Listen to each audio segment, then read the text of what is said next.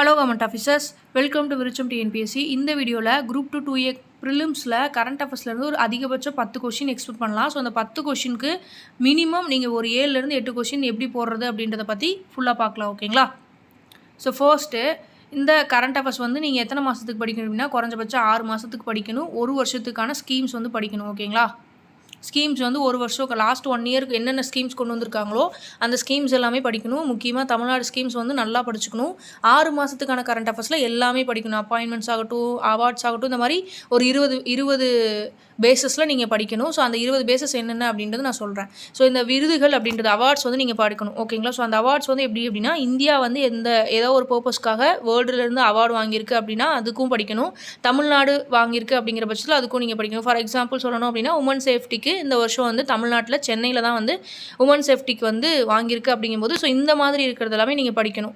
அதுக்கப்புறம் வந்து பார்த்திங்க அப்படின்னா இந்த அவார்ட்ஸ்லேயே வந்துட்டு பாரத ரத்னா அவார்ட்ஸ், அதுக்கப்புறம் இப்போ நோபல் ப்ரைஸஸ்லாம் கொடுத்தாங்க இல்லையா? ஸோ இந்த மாதிரி அவார்ட்ஸ் எல்லாம் நல்லா தேடி படிச்சுக்கணும். நோபல் ப்ரைஸ்லேருந்து கண்டிப்பாக கொஷின் வந்துடும். குரூப் 1 கொஷின்லேயும் வந்து கேட்டிருந்தாங்க இல்லையா? நோபல் ப்ரைஸ் வந்து கேட்டிருந்தாங்க. ஸோ அதனால் இதெல்லாம் நீங்கள் கரெக்டாக படித்து வச்சுக்கணும். ஓகேங்களா? நோபல் ப்ரைஸ் ரொம்ப ரொம்ப முக்கியம். நோபல் ப்ரைஸ் ஆகட்டும், கேல் ரத்னா விருதுகள் ஆகட்டும், ஸோ இந்த மாதிரி அவார்ட்ஸ் கொடுக்குறத நீங்கள் நல்லா படித்து வச்சுக்கணும். ரெண்டாவது வந்து இண்டெக்ஸஸ் வந்து கண்டிப்பாக படித்தே ஆகணும். இண்டெக்ஸஸில் இந்த பாலின சமத்துவ குறியீடு, HDI, PQLI இதிலெல்லாம் இந்தியா வந்து எந்த பொசிஷனில் இருக்குது அப்படின்றது தெரிஞ்சு வச்சுக்கணும். இது போக ஊழல் குறியீடுன்னு இருக்கும். ஓகேங்களா? ஊழல் குறியீடில் 93வது இடம். ஸோ இந்த மாதிரி வந்து பார்த்திங்க அப்படின்னா இந்த இண்டெக்ஸஸ் எல்லாமே நல்லா படிக்கணும். அந்த இண்டெக்ஸஸ் எல்லாம் யார் ரிலீஸ் பண்ணுறாங்க அப்படின்றது நீங்கள் படிக்கணும். அடுத்து இந்த ஸ்கீம்ஸ் வந்து படிக்கும்போது நீங்கள் மெயின்ஸுக்கு ப்ரிப்பேர் பண்ணும்போது எப்படி படிப்பீங்களோ அந்த மாதிரி ஸ்கீம்ஸ் படிக்கணும். ஏன்னா ஸ்கீம்ஸ் கேட்குற கொஷின் எல்லாமே உங்களுக்கு ஃபுல்லாகவே ஸ்டேட்மெண்ட் கொஷினாக தான் இருக்கும். ஸோ அப்போ அந்த ஸ்கீம்ஸ் வந்து எப்படி படிக்கணும் அப்படின்னா அது எந்த பிளேஸில் கொண்டு வந்தாங்க, எந்த டேட்டில் கொண்டு வந்தாங்க, எந்த டைமில், அதே மாதிரி அதுக்கான அப்ஜெக்டிவ்ஸ் என்ன அப்படின்றது, அது எந்த இயரில் கொண்டு வந்தாங்கன்றது ரொம்ப ரொம்ப முக்கியம். ஸோ இது ஸ்கீம்ஸ் பொறுத்த வரைக்கும் ஸ்டேட்மெண்ட் கொஸ்டினில் தான் கேட்பாங்க. ஸோ ஃபார் எக்ஸாம்பிள் அந்த ஸ்கீம்ஸ் எது ரிலேட்டடாக வருது அப்படின்னா இப்போ சுகாதாரம் ரிலேட்டடாக வருது, வறுமை ரிலேட்டடாக என்ன ஸ்கீம்ஸ் கொண்டு வந்திருக்காங்க, பெண்கள் முன்னேற்றத்திற்காக இப்போ இந்த கலைஞர் மகளிர் உரிமை திட்டம் இருக்குது இல்லைங்களா? ஸோ அந்த மாதிரி என்னென்ன ஸ்கீம்ஸ் கொண்டு வந்திருக்காங்க, எஜுகேஷனுக்காக என்ன ஸ்கீம்ஸ் கொண்டு வந்திருக்காங்க, அந்த மூவலூர் ராமாமிர்தம் ஸ்கீமை இப்போ புதுமை பெண் திட்டம் அப்படின்றது கொண்டு வந்திருக்காங்க. இப்போ தமிழ் புதல்வன் ஸ்கீம்னு சொல்லிட்டு கொண்டு வந்திருக்காங்க. ஸோ இந்த மாதிரி ஸ்கீம்ஸ் வந்து இந்த ரிலேட்டடாக வந்து இந்த 6 பர்பஸ் ரிலேட்டடாக என்னென்ன ஸ்கீம்ஸ் தமிழ்நாட்டில் கொண்டு வந்திருக்காங்க, இந்தியாவில் ரீசெண்ட் டைம்ஸில் என்ன லான்ச் பண்ணியிருக்காங்கிறது நீங்கள் பார்த்து வச்சுக்கோங்க. அதுக்கப்புறம் கமிட்டிஸ் பார்க்கும்போது என்னென்ன கமிட்டிஸ் இப்போ பிற்படுத்தப்பட்டவங்களை வந்து பார்த்துக்கணும். அதாவது பிற்படுத்தப்பட்டவங்களோட எவ்வளோ பேர் இருக்காங்க, அவங்களுக்கான அந்த ரிசர்வேஷன் பர்சன்டேஜ் எப்படி இருக்குது அப்படிங்கிறதுக்காக ஒரு குழு அமைச்சிருந்தாங்க. ஸோ அது யாரோட ஹெட்டில் வந்து அந்த குழு வெள்ளம் வருது அப்படிங்கும்போது அது தடுப்பு நடவடிக்கைக்காக என்னெல்லாம் எடுத்துகிட்டு வரணும் அப்படிங்கிறதுக்காக ஒரு குழு அமைச்சாங்க. ஸோ அது வந்து திருப்புகழ் அவங்களோட பேரில் வந்து அமைக்கப்பட்டது. ஸோ இந்த மாதிரி அந்த கமிட்டிஸோட ஹெட்டு, அந்த ஒரு கமிட்டி இருக்குது அப்படின்னா அந்த கமிட்டிக்கு ஹெட் யார், அந்த கமிட்டி என்ன பர்பஸ்க்காக கொண்டு வந்தாங்க அப்படின்றது தெரிஞ்சு வச்சுக்கணும். ஃபார் எக்ஸாம்பிள் கலையரசன் கமிட்டி அப்படின்றதெல்லாம் உங்களுக்கு என்னன்றது தெரிஞ்சு வச்சுக்கணும். அதுக்கடுத்து வந்து பார்த்திங்க அப்படின்னா அப்பாயின்மெண்ட்ஸில் ரொம்ப ரொம்ப முக்கியம். ஸோ இந்த அப்பாயின்மெண்ட்ஸில் வந்து பார்த்திங்க அப்படின்னா இப்போது டிஎன்பிஎஸ்சியோட சேர்மன் வந்து சேஞ்ச் ஆகுறாங்க அப்படின்னா அந்த டிஎன்பிஎஸ்சியோட சேர்மன் தெரிஞ்சு வச்சுக்கணும். கன்ஸ்டியூஷன் பாடி, நான் கன்ஸ்டியூஷன் பாடியில் யாராவது சேஞ்ச் ஆகிருக்காங்க அப்படின்னா அவங்களது நீங்கள் பார்த்துக்கணும். அதுக்கப்புறம் இப்போது கரண்ட்டில் யார் சிஏஜியாக இருக்காங்க, ஏஜியாக இருக்காங்க, தமிழ்நாட்டில் யார் அட்வொகேட் ஜெனரலாக இருக்காங்க, ஸோ அதுக்கப்புறம் நித்தி ஆயோக்கில் யாராவது மாறி இருக்காங்களா, ஃபினான்ஸ் கமிஷன் போட்டிருந்திருக்காங்க, 16th ஃபினான்ஸ் கமிஷன் போட்டிருக்காங்க அப்படின்னா அந்த 16th ஃபினான்ஸ் கமிஷனோட சேர்மன் யார், ஸோ இந்த மாதிரி நீங்கள் தெரிஞ்சு வச்சுக்கணும். ஓகேங்களா? அதுக்கப்புறம் இந்தியாவில் இந்த இடத்துல தான் பர்டிகுலராக ஃபர்ஸ்ட் டைம் லான்ச் பண்ணுறாங்க அப்படின்றது, தமிழ்நாட்டில் இந்த இடத்துல தான் ஃபர்ஸ்ட் டைம் லான்ச் பண்ணுறாங்க அப்படின்றது, இப்போ குலசேகரப்பட்டினம் அந்த இடத்துல வந்து ஏவுதளம் ஆரம்பிக்க போகிறாங்க அப்படின்றதுலாம் இதெல்லாம் ரொம்ப முக்கியமான பாயிண்ட்ஸ். ஓகேங்களா? ஸோ இதெல்லாமே முக்கியமான கரண்ட் அஃபேர்ஸ். ஸோ இந்த மாதிரி நீங்கள் படிச்சுக்கணும். அதுக்கப்புறம் வந்து சயின்ஸ் அண்ட் டெக்கில் இந்த என்னென்ன ப்ராஜெக்ட்ஸ் எடுத்துகிட்டு வந்திருக்காங்க, DRDO மிஷன்ஸ் வந்து என்ன கொண்டு வந்திருக்காங்க, இஸ்ரோ என்ன மிஷன்ஸ் கொண்டு வந்திருக்காங்க, நாசா என்ன மிஷன்ஸ் கொண்டு வந்திருக்காங்கன்றதெல்லாம் நீங்கள் தெரிஞ்சு வச்சுக்கணும். அதுலேயும் மேக் இன் இந்தியா திட்டத்தின் மூலமாக ஏதாவது கொண்டு வந்திருக்காங்களா அப்படின்ற மாதிரி நீங்கள் தெரிஞ்சு வச்சுக்கணும். ஸ்போர்ட்ஸ் பொறுத்த வரைக்கும் இந்தியாவுக்கு தமிழ்நாடு ரிலேட்டடாக ரெப்ரசன்ட் பண்ணி இந்தியாவுக்கு யார் விளையாண்டுருக்காங்கன்ற மாதிரி தெரிஞ்சு வச்சுக்கோங்க. ஓகேங்களா? ஸோ இது ரொம்ப ரொம்ப முக்கியம். அதுக்கப்புறம் இம்பார்ட்டன்ட் டேட்ஸ் வந்து தெரிஞ்சுக்கணும். இது வந்து உங்களுக்கே வந்து கேட்டிருந்தாங்க இல்லைங்களா? இப்போ குரூப் 1 ப்ரிலிம்ஸ் ஆகட்டும், அதில் இந்த June 5, அதுக்கப்புறம் வனவிலங்கு பாதுகாப்பு தினம், ஸோ இந்த மாதிரி கேட்டிருந்தாங்க இல்லையா? என்விரான்மெண்ட் டே கேட்டிருந்தாங்க, அதுக்கப்புறம் வாட்டர் டே கேட்டிருந்தாங்க. ஸோ இந்த மாதிரி டேஸ் வந்து கண்டிப்பாக ரொம்ப ரொம்ப முக்கியம். ஸோ அதனால் அந்த டேஸ் பார்த்துக்கோங்க. அதுக்கப்புறம் தலைவர்களோட பிறந்தநாளை ஒரு டேயாக வந்து அனௌன்ஸ் பண்ணியிருப்பாரு. ஸோ அந்த மாதிரி இருந்துச்சு அப்படின்னாலும் அதையும் நீங்கள் பார்த்துக்கணும். ஓகேங்களா? அதுக்கப்புறம் என்விரான்மெண்ட் இது ரிலேட்டடாக எல்லாமே நீங்கள் தெரிஞ்சு வச்சுக்கணும். நியூவாக ஏதாவது சான்ச்சுரிஸ் கொண்டு வந்திருக்காங்களா, இல்லை டைகர் ரிசர்வ்ஸ் கொண்டு வந்திருக்காங்க, ஹெரிட்டேஜ் சைட்ஸ் கொண்டு வந்திருக்காங்க, வாரிட்டாபட்டியில் கொண்டு வந்தாங்க. இப்போ 2 இடத்துக்கு வந்து ப்ரொபோசல் அமைச்சிருக்காங்க. எலிஃபென்ட் ரிசர்வ்ஸ் என்ன, அதுக்கப்புறம் ஸ்ரீவில்லிபுத்தூர் மேகமலை இப்போ 32nd இது வந்து கொண்டு வந்திருந்தாங்க.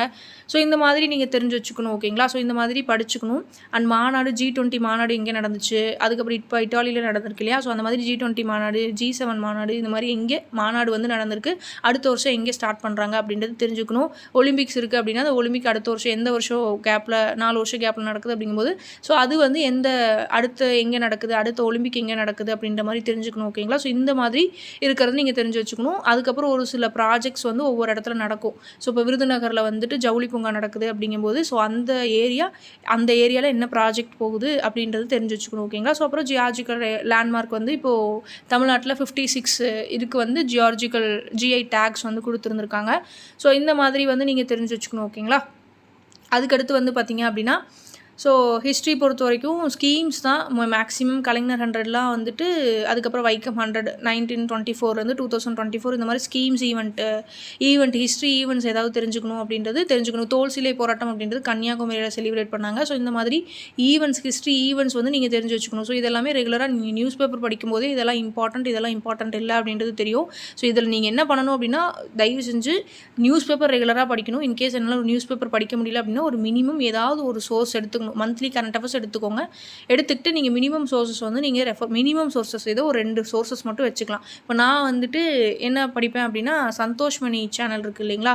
ஸோ அவங்களோட நியூஸும் அதுக்கப்புறம் ஐயாச்சாமியோடது அதுக்கப்புறம் அப்பப்போ வந்து ஜீரோ கரண்ட் அஃபேர்ஸ் வந்து பார்த்துப்பேன். ஓகேங்களா? ஸோ இதுதான் வந்து நான் ஃபாலோ பண்ணிப்பேன். ஸோ நீங்கள் எவ்வளோ தூரம் மினிமைஸ்டாக வந்து மெட்டீரியல் கலெக்ட் பண்ணுறீங்களோ அவ்வளோ தூரம் நீங்கள் தரவாவீங்க. அவ்வளோ தூரம் தான் உங்களுக்கு வந்து எலிமினேஷன் மெத்தட் அப்படின்றது வரும். நீங்கள் நிறைய படிச்சிட்டிங்க அப்படின்னா உங்களால் எலிமினேஷன் மெத்தடும் வந்து பண்ணுறது கஷ்டமாயிரும். ஸோ அதனால் நீங்கள் ரொம்ப மினிமம் சோர்ஸஸ் வந்து ஏதோ 2 சோர்ஸஸ் வந்து நீங்கள் வச்சுக்கோங்க. ஓகேங்களா? ஸோ அப்படி வச்சுக்கிட்டிங்க அப்படின்னாவே கரெக்டாக இருக்கும்.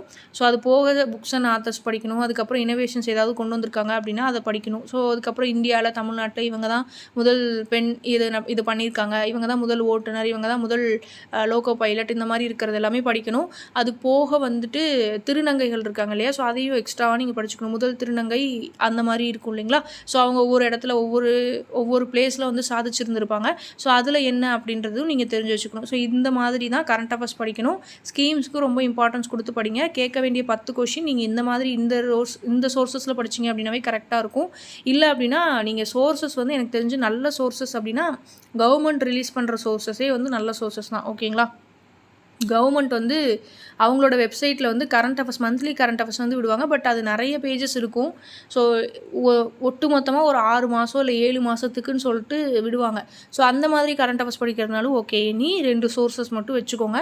ஸோ நல்ல சோர்ஸஸ் அப்படின்னா மந்த்லி கரண்ட் அஃபேர்ஸ்க்கு கவர்மெண்ட்டே ரிலீஸ் பண்ணுற சோர்ஸ் வந்து எனக்கு தெரிஞ்சு நல்ல சோர்ஸு.